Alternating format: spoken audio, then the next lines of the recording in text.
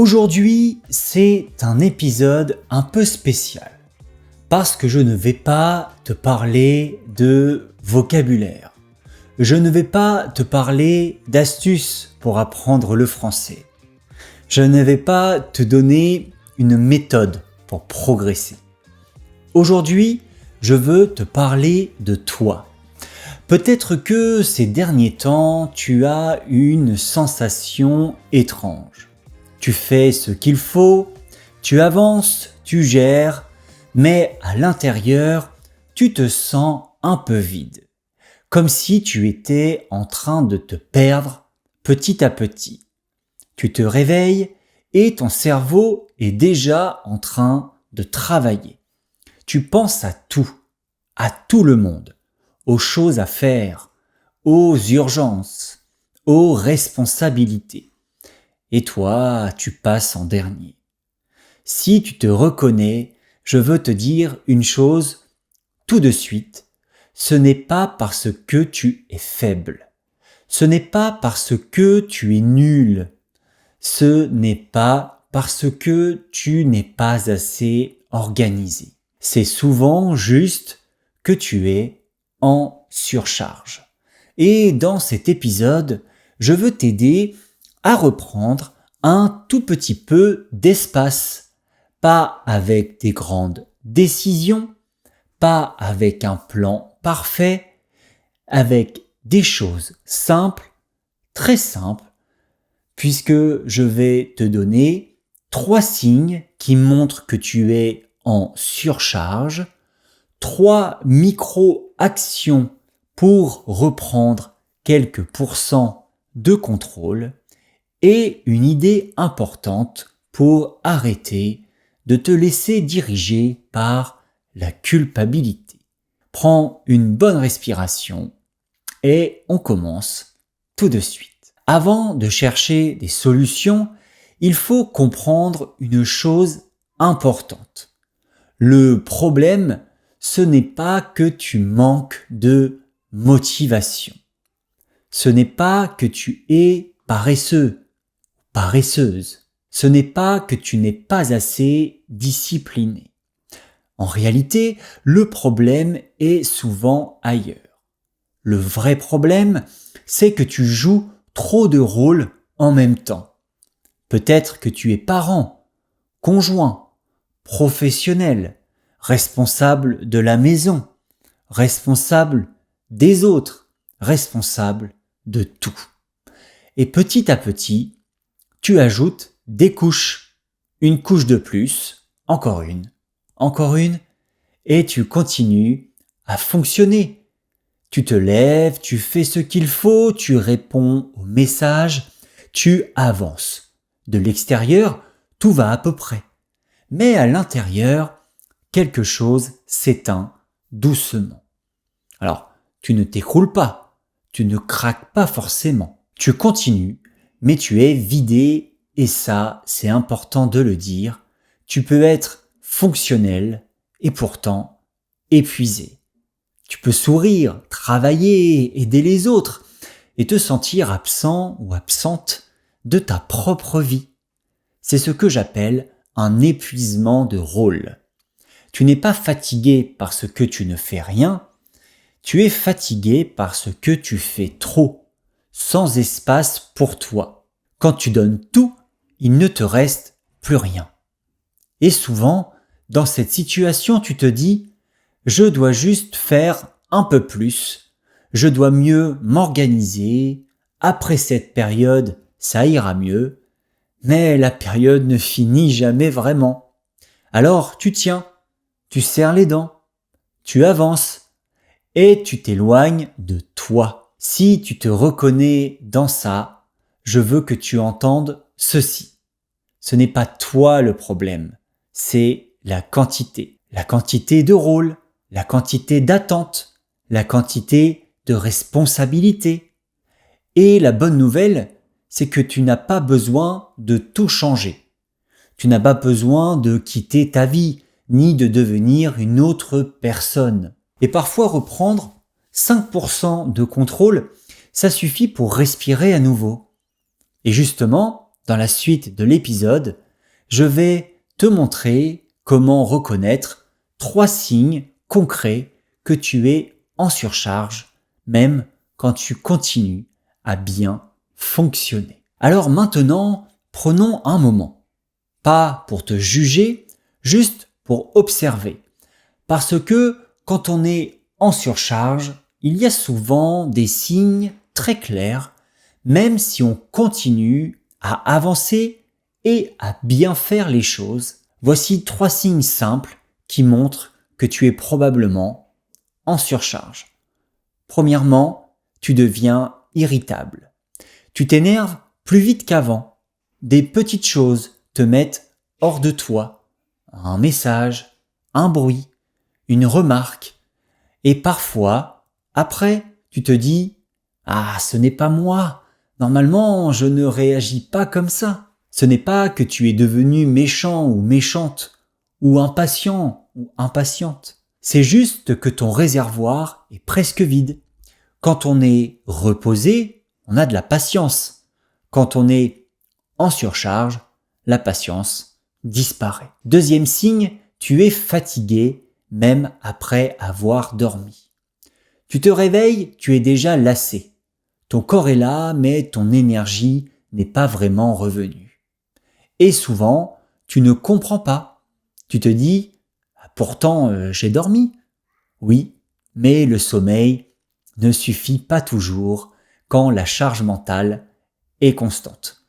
Ce n'est pas une fatigue physique, c'est une fatigue intérieure. Une fatigue d'accumulation. Troisième signe, tu n'as plus vraiment de plaisir. Même les choses que tu aimais avant te laissent un peu indifférent ou indifférente. Tu les fais par habitude ou tu ne les fais plus du tout. Tu repousses, tu reportes, tu te dis que ce n'est pas le moment. Et sans t'en rendre compte, ta vie devient surtout une liste de choses à faire. Moins de présence, moins de joie. Là encore, ce n'est pas un défaut de caractère, c'est un signal. Et si tu te reconnais dans un, deux ou même les 3 signes, je veux te le redire calmement. Ce n'est pas toi le problème, c'est la quantité de choses à gérer, la quantité de rôles à tenir, la quantité de pression invisible. La bonne nouvelle, c'est que tu n'as pas besoin de supprimer la moitié de ta vie pour aller mieux. Parfois, ce qui change vraiment les choses, ce sont de toutes petites limites, des micro-limites, des gestes simples qui te redonnent un peu d'air. Et c'est exactement ce que je vais te montrer maintenant. Maintenant que tu as identifié les signes, une question arrive souvent. D'accord, mais je fais quoi concrètement? Je n'ai pas le temps. Je ne peux pas tout changer. Et c'est justement là que beaucoup de personnes se découragent. Elles pensent qu'il faut une grande décision, un grand changement, un nouveau plan de vie. Mais non, ici l'objectif n'est pas du tout de tout transformer. L'objectif, c'est de reprendre 5% de contrôle. Pas 50, pas 100, juste 5. Et pour ça, je vais te proposer 3 micro-limites. Des choses très simples, presque trop simples même, mais puissantes. Alors, la première micro-limite, c'est la pause d'1 minute. Une seule minute. Une fois le matin, une fois l'après-midi. Tu peux mettre une alarme si tu veux. Quand l'alarme sonne, tu fais 3 choses. Tu bois un peu d'eau, tu inspires lentement et tu relâches les épaules. C'est tout. 1 minute. Pas pour devenir une nouvelle personne. Juste pour revenir à toi. Pour dire à ton corps, je suis là, je m'écoute. Deuxième micro-limite, un vrai déjeuner de 20 minutes. 20 minutes assis ou assise. Sans téléphone, sans écran. Même si le repas est simple, même si ce n'est pas parfait. ce n'est pas un luxe, ce n'est pas une récompense. C'est une base. Manger sans courir, c'est déjà une forme de respect envers toi-même. Troisième micro-limite, 5 minutes de solitude par jour. 5 minutes, pas plus. Un café sans écran, une petite marche autour de la maison, le silence dans la voiture avant de rentrer. Ce n'est pas du temps perdu, c'est du temps pour écouter ton corps, pour sentir où est la tension, pour remarquer comment tu vas vraiment. Et ces micro-limites ne vont pas tout régler d'un coup, mais elles envoient un message très important. Elles te rappellent que ta vie ne se résume pas à tenir, gérer, supporter. Elles créent de petits espaces et parfois un tout petit espace suffit pour recommencer à respirer. Et si tu écoutes cet épisode et que tu te dis « D'accord, j'ai compris les micro-limites, mais j'aimerais ne pas faire ça seul. » Alors, j'en profite pour te parler de quelque chose que j'ai créé pour ça aussi. Ça s'appelle le French quotidien. Ce n'est pas un gros programme, ce n'est pas quelque chose de compliqué. En fait, c'est juste un rendez-vous simple, quelques minutes par jour. En français, évidemment, chaque jour tu reçois une leçon, un peu de français, un peu de clarté, quelques exercices, un peu de structure, pas pour en faire plus, mais pour reprendre un petit espace pour toi, même dans une vie déjà très remplie. Beaucoup de personnes me disent que ça leur fait du bien, parce que ça devient un moment calme, un moment stable, un moment qui leur appartient. Et si tu as envie d'un cadre simple, régulier, sans pression, tu trouveras le lien du French quotidien dans la description de cet épisode. Et maintenant, il reste un obstacle important, un obstacle invisible, quelque chose qui empêche beaucoup de personnes de mettre ces micro-limites en place. Cet obstacle, c'est la culpabilité.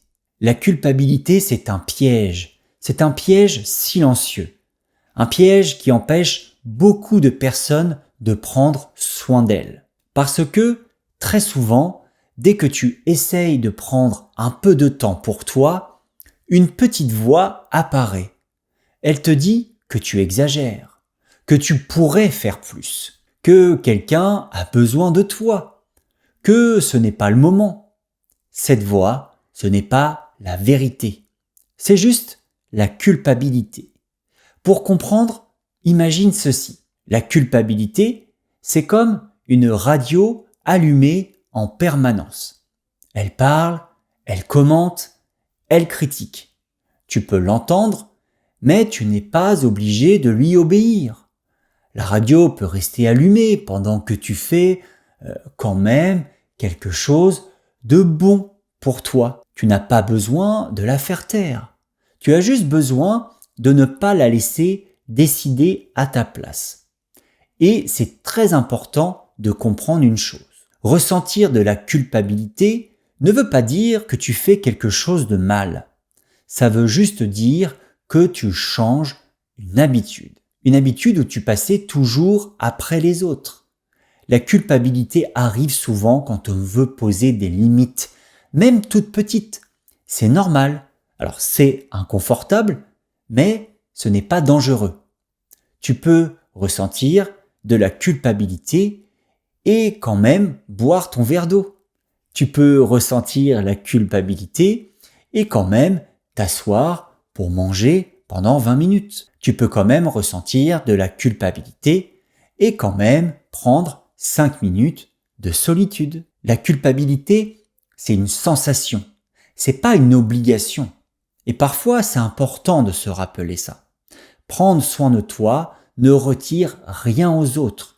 Ça te permet simplement d'être un peu plus présent, un peu plus calme, un peu plus disponible. Ce n'est pas un acte égoïste. C'est un acte de survie douce. Et si tu acceptes que la culpabilité fasse partie du chemin, elle perd déjà un peu de son pouvoir. Elle devient plus faible, plus lointaine. Et toi, tu retrouves un peu de liberté intérieure. Il ne reste plus qu'une chose maintenant, une chose essentielle, se rappeler pourquoi tout ça est important. Et c'est ce que je veux te dire pour terminer cet épisode. Avant de se quitter, j'aimerais que tu gardes une chose en tête. Tu peux aimer les autres sans t'abandonner. Tu peux être présent ou présente sans t'oublier, sans t'épuiser complètement. Tu n'es pas sur cette terre pour t'effacer derrière les besoins des autres. Tu comptes aussi. Si tu es fatigué en ce moment, ce n'est pas un échec. C'est souvent une réponse normale à une vie trop pleine, trop dense, trop chargée. Tu fais déjà beaucoup, peut-être même trop, et tu n'as pas besoin de prouver ta valeur en te mettant de côté. Alors, je te propose quelque chose très simple pour aujourd'hui. Choisis une micro-limite, une seule, pas demain, pas la semaine prochaine, aujourd'hui. Une minute de pause, un vrai déjeuner, 5 minutes de solitude. Une seule chose. Et fais-la sans chercher à être parfait ou parfaite. Ce petit geste ne va pas transformer d'un coup, mais il renvoie un message très clair. Il te rappelle que tu existes, que ta fatigue est légitime, que ton bien-être a de la valeur. Merci d'avoir pris le temps avec moi. Merci de t'être arrêté. Et si cet épisode t'a parlé, garde-le pour toi ou partage-le avec quelqu'un qui en a peut-être besoin en ce moment. On se retrouve très bientôt pour un nouvel épisode d'Apprendre le French. D'ici là, prends soin de toi. Bye bye.